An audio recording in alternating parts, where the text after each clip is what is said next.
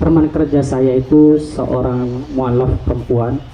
Beliau menikah dengan pasangannya dan mengikuti dengan suaminya.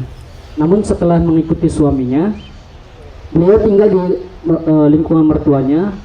Tapi setelah tinggal di situ, beliau tidak boleh ketemu dengan keluarganya karena keluarganya itu belum masuk Islam, masih non Muslim, dan dilarang untuk makan dari makanan yang dari orang tuanya dan bekas dari peralatan makannya, baik itu dari piringnya dan yang lainnya, dengan alasan itu mungkin terkena makanan yang masih mughalladhah gitu, Ustaz. Ya. Izin, Ustaz. Terima kasih. Assalamualaikum warahmatullahi wabarakatuh. Kalau seorang anak masuk Islam, apakah putus silaturahimnya dengan ayah ibunya yang tak Islam? Wah, itu hebatnya jamaah kita nih. Belum dijawab udah bisa menjawab. Pas giliran dalilnya baru dia serahkan ke Ustaz. Ada sahabat Nabi namanya Asma. Asma ini masuk Islam, emaknya tidak Islam. Asma pindah ke kota Madinah, ibunya di Makkah. Rupanya kerinduan seorang ibu yang tak Islam tidak bisa hilang walaupun beda agama. Datanglah ibunya ke kota Madinah. Dia takut bertemu. Lapor ke Nabi, "Ya Rasulullah, ummi qadimat wa hiya raghimatun." Ibu saya datang sekarang dari Makkah ke Madinah, 8 hari dia naik onta. Dia ingin kali ketemu dengan saya, ya Rasulullah. Apa asiluha? Boleh saya silaturahim dengan dia? Kata Nabi, "Siliha." Sambung silaturahim dengan ibu. Inilah dalil dari jawaban jamaah tadi yang bilang boleh. Lalu kemudian Asma nanya lagi, "Apa utiha? Boleh saya beri dia hadiah?" Kata Nabi, "I'tiha." Beri dia hadiah. Saudara-saudara saya yang menikah dengan orang tak Islam, setelah masuk Islam, buatlah mertuamu itu bukan kehilangan, tapi malah mendapatkan anak yang baru, yaitu kamu menantu yang baik.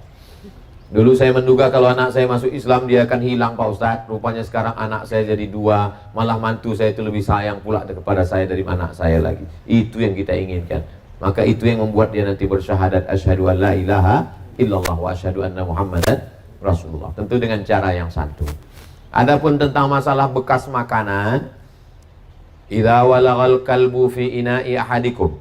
Kalau seekor anjing menjulurkan lidahnya ke dalam bejana tempat air minum kamu, fa'ahriquhu, maka tumpahkan semua airnya, lalu disiram, disamak, dicuci dengan 7 air. Salah satu airnya dicampur dengan air tanah. Ambil tanah liat, masukkan ke dalam botol, goncang, sudah bercampur dengan air tanah, siramkan sekali, lalu 6 kali dengan air suci, air mutlak, air suci mensucikan. Barulah bisa dipakai. Maka bekas pisau, bekas mangkuk, bekas piring tidak bisa. Jelaskan itu supaya nanti waktu kita datang, dia kasih piring plastik yang baru.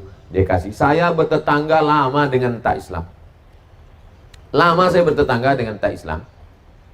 Dan dia selalu kirim makanan. Tapi yang dikirimnya itu minuman kaleng, roti, roti kaleng, roti. Tahu dia, pokoknya dia tahu. Tahu cara, sampai hari ini masih kontak-kontak. Ada rumah tahfiz. Rumah tahfiz itu saya buatkan video endorse-nya. Kepada jamaah dimanapun berada, mari kita support rumah tahfiz. Itu yang ngirim pesannya pertama, tetangga saya yang tak Islam. Ustaz Samad katanya, iya, ini ada rumah tahfiz nih, kasihan sekali saya nengoknya. Dia pula yang kasihan nengok rumah tahfiz. Bisa tak buatkan video endorse? Saya buatkan video endorse.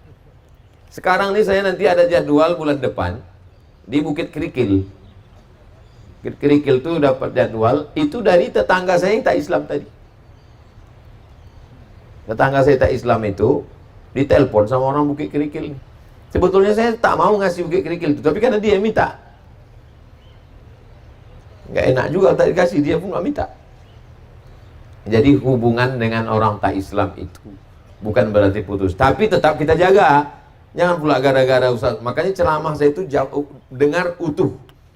Ada batasan-batasannya yang tak boleh.